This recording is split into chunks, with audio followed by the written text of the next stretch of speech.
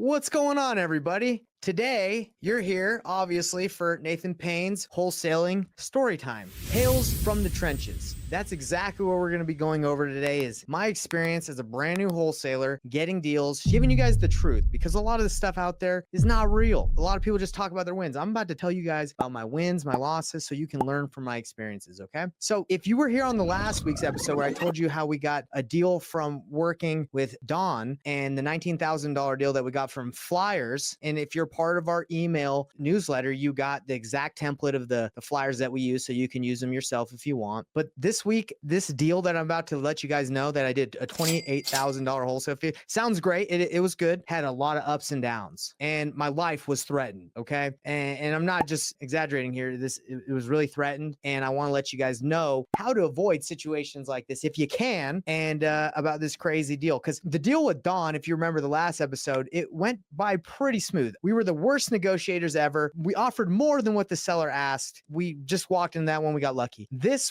deal that we're going over this week, the $28,000 deal that we got from targeting specific lists, which I'm going to give you the specific list we targeted inside. If you're subscribed to the newsletter, I'm going to give you the exact list we hit. This was not an easy deal, guys. This was like my third or fourth deal when I first started. It was something I've never dealt with, and I'm going to get into everything about it. So let's dive right in. So the year is 2018. Okay. First year I started, documented here, and we targeted a specific list that one of the mentors we had at the time said, hey, try this list. It works. So we did it, and we got this lead from it. We ran into a guy named Lee. He had inherited a home. His father had passed away, and he inherited a home, and he was desperate. He was in need of cash. He inherited the home. And unfortunately, guys, this was my first experience in my entire life of dealing with someone that was addicted to meth. Okay. Never dealt with anyone with like that in that situation. So I didn't really know how to navigate this situation.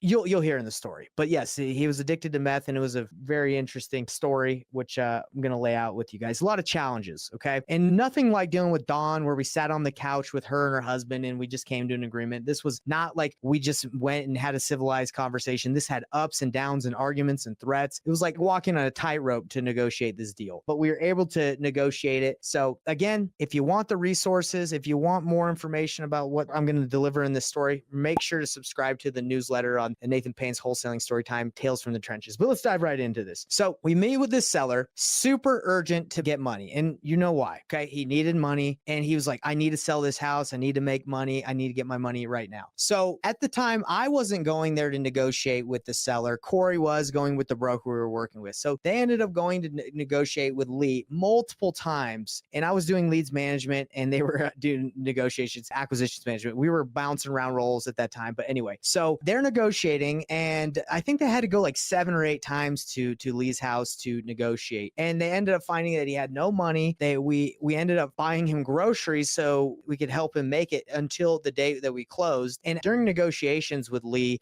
this is interesting. Corey told me this when he got back. He's like, bro, we were at his house, and on his kitchen table, he had like 20 or 30 mailers from other investors in the area that were interested in buying the house, right? They had sent mail to his house. And Corey was like, hey, Lee, are you planning on calling these other investors to get their offers, or what are you doing? He's like, no, I'm going to work with you guys. So Corey was like, okay, you mind if I take these then? And Lee's like, yeah, that's fine. Take those mailers. So Corey took all the competition, all the mailers from the competition, and he just took them. I think we just looked at the mail pieces to see what they were saying, but that probably saved us getting the deal versus like having a bidding war. But hey, he said it was cool, and he was going to work with it. He liked working with us. But anyway, we worked with Lee. We got him groceries. We were able to kind of work out a deal, and he owned the house outright. He had inherited the home. There was no mortgage on it. So the deal that we ended up working out with Lee was that we would make him do a creative finance deal where we would make him payments every month. And he liked this because, he didn't want all the money up front where he would just blow it on, unfortunately, drugs. He was like, just give me enough and that will keep me from blowing it. So we made him payments every month. And we structured a creative finance deal where we gave him a little bit of money up front, made him monthly payments, interest free, right? Just made him monthly payments, and we would pay him off once we were done flipping the home. So they were able to structure the deal. And what happened was, again, guys, this is the very beginning. I did not focus on finding buyers. Unfortunately, I focused on just finding deals. So when it came time to sell these deals, we didn't have a lot of buyers. So we reached out to Roger, who bought our first deal. And he was, at this point, he was like, you guys got to pay your dues. I'm not paying what really the deal was worth. He's like, you guys, I'm not going to pay that much. We had a great deal. The house was worth about $500,000, $450,000. We got it at 215. Again, it was not in good shape. It needed like complete rehab. But Roger, our buyer, was like, nah, I'm not paying you guys as much as the house is worth. And we had a hard time finding someone, again, in the time that we needed to. So we ended up wholesaling it to the broker, and we wholesaled it to him for $28,000. Now, great deal, right? Everyone, that was the biggest deal we've done at that point. We were stoked. But knowing what I know now, if I would have had buyers or if I would have known how to flip, I would have definitely kept this deal, because guys, we ended up wholesaling it to the broker, and the broker ended up flipping it and selling it for $500,000. So he made probably about 150,000. We made about 28, which is fine. I'm not like saying, hey, I regret that he made good money. Good for him. But knowing what I know now, you need good buyers or you're going to lose out big on some deals. Okay. So we ended up wholesaling the deal, but that's not where the story gets crazy, guys. This is where the story gets crazy. We wanted to ensure that he'd make it to the title company to sign when we were buying the house. So we picked him up, and he shows up. He's an older guy, but he's got like a ball cap, a gold chain. He's looking G'd up from the feet up, and he comes with his girlfriend. We take him to the title company. As we're driving to the title company, he is letting us know the craziest stories, experiences I've ever heard. You think my stories are interesting? He was letting us know when he was homeless and things that he did with the homeless people for fun. He told us, like, as he was a bouncer, how he would take people out. They were crazy and a little inappropriate as well, but I'm not going to get into that. So we get to the title company, and he signs. We sit at the closing table with him, and he signs, and everything's fine. And they let him know, hey, the money will be released within 48 hours. Now, he probably didn't hear the 48 hours part, because the next day, when he did not receive the funds that